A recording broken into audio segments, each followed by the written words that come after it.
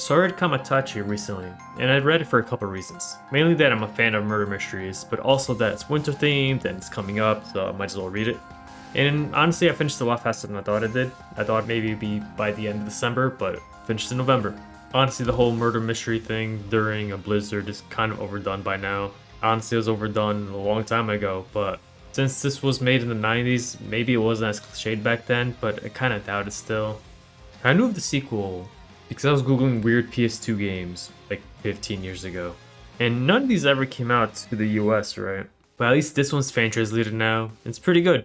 I can see some people not liking it, and that's fine. It has around 10 scenarios and a lot more endings. I think it's like 43 or 47. But 20 of those are mostly on the last scenario, which I'll talk about later. But it was probably my favorite part of the bunch. And it's pretty funny because of the huge divergence of everything else in this VN. Anyways, this is the remake, so it actually has voices and character sprites, and it's done actually quite well for the most part. It just doesn't really help you to like certain characters. Some characters get way more screen time than the others, like only 6 actually get anything out of the main 12. And then there's some that gets more screen time by the end, and then there's also some that you see more in the beginning because then they just die off. People might hate Kayama the most out of the bunch, but I kind of like him. Well, he's really obnoxious. I'm pretty sure most of the voice actors are from Aegis. Apparently they published this version. Funny enough, the more popular ones have the least amount of lines. Though I guess that makes sense monetary-wise. You could have just put someone else, honestly. But back to the characters. I'm not sure if they were trying to make me to dislike Mari. She's like the main heroine. But she sucks. She had her moments, but overall I'd rather spend time with any of the other characters. I even like Toshio better. It's mainly because she's like that 80s or 90s tsundere thing that kind of stays an asshole for 90% of the plot, and then for the last episode it's like, oh, she's nice. Except here is like, she's just an asshole. And this could just be me, but I think it has a consistency issue at specific choices, where this specific family member gets different professions, or the crime scene changes depending on the choice beforehand. And a lot of these are like, so I guess I have to explain. There's a huge flowchart in the VN. There's like 200 or 300 choices. And it would make sense because there's also 10 scenarios, right? It would make sense if something changes between scenarios, but I'm talking about specifically in the same scenario. One guy would be a monk. Then if you took like 5 other different choices, that guy will now be like a lawyer or something. It's like, he's not even important. Why'd you change his profession? Like, it doesn't change anything. It's just very like, it puts me off where it's like, wait, what? Am I reading it wrong? So then I scroll back. It's like, no, what the fuck is this? So that aside, before spoilers, I'm just gonna give my score. I'm giving it a 7 for the whole thing. An 8 if it's just for the murder mystery, and maybe an 8 if you're counting this as like a writing experience, because all these scenarios are slightly different with the same characters. But the main issue is none of these interconnect, and that's fine. It's more like an anthology. It just, then everything varies. Some are good, some are funny, and some are just boring. What I say if it just gave me, like, give me the first scenario, would I rate it better? And yeah, I'll give it the 8. And it's because a lot of it deviates from the genre that it started with. Like, you don't give me a murder mystery, then halfway through it's like, hey, here's a comedy now. It's like, well, I wasn't in the mood for a comedy. I still liked it, but that's not what I wanted. So, this is spoilers now. So like I said before, there's around 10 scenarios. The flowchart is huge, but the most use comes from the first scenario anyway. The murder mystery, where there's like 13 endings. Most of them are bad endings. There's like 3 happy endings, and I think maybe 3 middling endings, where it's not a good ending, but you survive. I was trying to goof off and make my guy die immediately, and I think I got the first bad ending, which is, again, it's that middling ending where it's like, I just leave. I leave and get a job and become president to this other company, and that's it. It's like, hey, this is pretty good. It doesn't make any sense later on, because you come back to the lodge, right? And then you see the guy's like, wait, what happened here? Did the story not happen? And it seems like, oh, a new mystery is going to happen there now, but it makes no sense, but who knows? Nah. This will be more like a hindsight thing. Anyways, the way to get some of these endings is kind of weird in the sense that there's these certain choices that wouldn't make any sense to lead to there. So let's say, oh, there's 3 choices and 2 of them are, this is an idea of how it would happen, and the third one would be like, I have no idea how this happens. And then if you picked, I have no idea how it happens, the choice becomes, I know who it is. It's like, no, it doesn't lead to that. Well, how does that make any sense? But that is how you get the good ending. The good ending is like an ending from every murder mystery thing where it tells you how everything happens, who's the guy, why, and all that.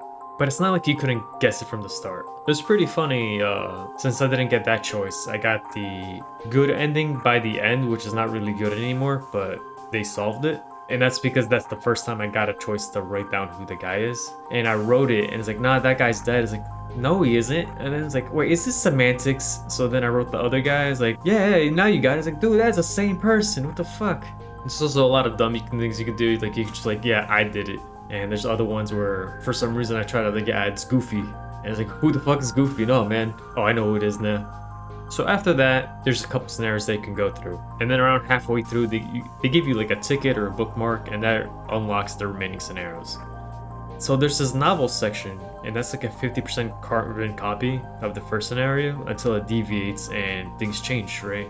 But it's only 50% because the other half doesn't really happen. Like, everything gets resolved early. It's a different person, how it happens is different. And it's cool, I actually liked it a lot. It just, oh, did you want another murder mystery, but without any choices to do? Do you like this one? Then there's one where if you get the specific good ending, Mari becomes a detective, and that one is shit, but at least it's really short. It was just not fun to go through, and I don't like Mari, so that's how it is.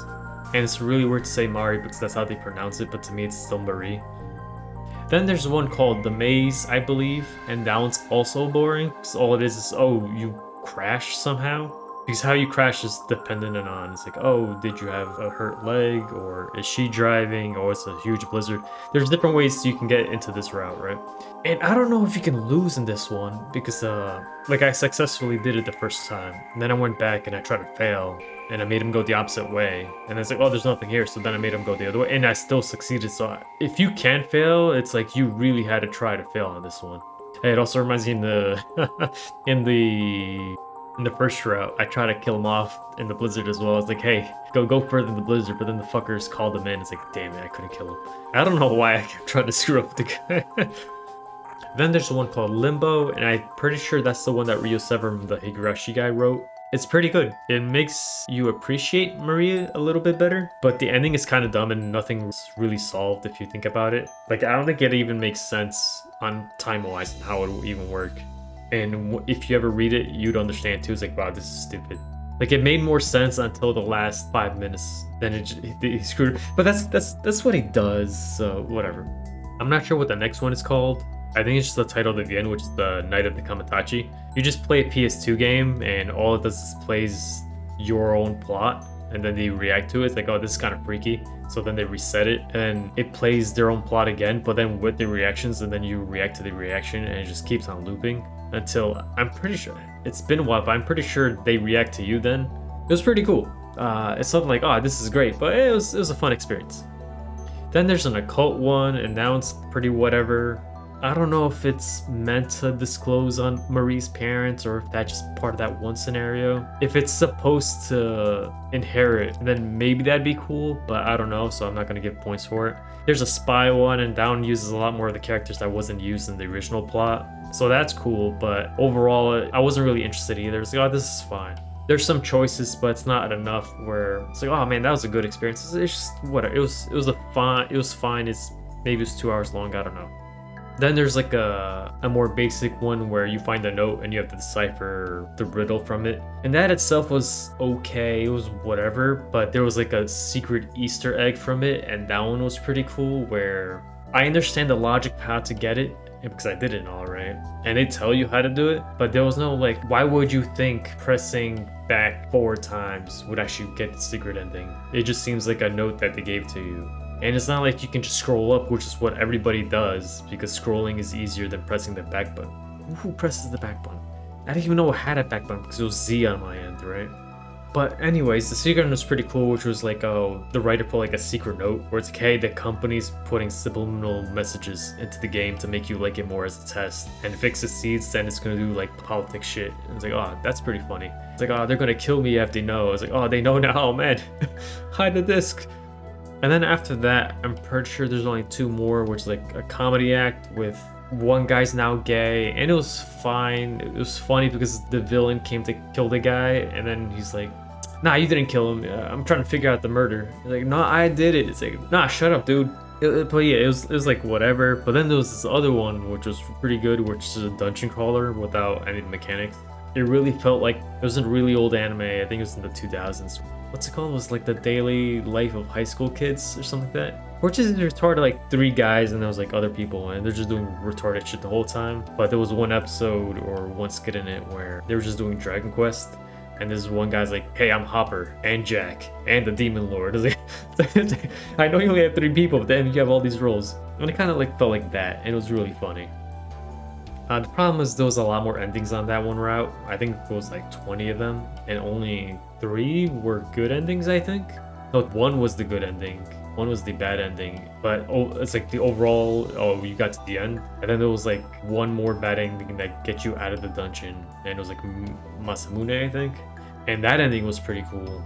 The overall good ending is kind of ass from what I remember, but the overall experience was really funny because out of nowhere it's like, hey, I beat this orc, I think, I forgot what it was, I think it was an orc, and it's like, hey, you can have this sleeping weapon. It's like, cool, sleeping weapon. I can get guys to go to sleep. And it's like, wait a minute, is it gonna make me go to sleep? And then it didn't, got a bad ending. I was like, oh, that's funny. So all in all, my favorite route was that dungeon crawler route. But it also deviates way too far from what I expect this to be, which is just a murder mystery. At this point, it really felt like more like a writing exercise or a writing challenge. Whereas like, hey, we have this template of all these characters and how they behave, and let's see how many stories we can make out of these people. It felt more like that. And with that, that's a cool idea, honestly. It's just, if you're looking just for a plot, it's not that good anymore. But that's how it is. Right now, I'm trying to finish the Higurashi series. I'm at like chapter or episode 5. My favorite was still 3, and I beat Neo, and I have to do the DLC, but I think I'm just gonna give up on that because it's like, well, now you gotta level up more. It's like, no, what the fuck? Why do I have to play the same story again to get all these new points so then I can do the DLC? It sounds stupid, honestly.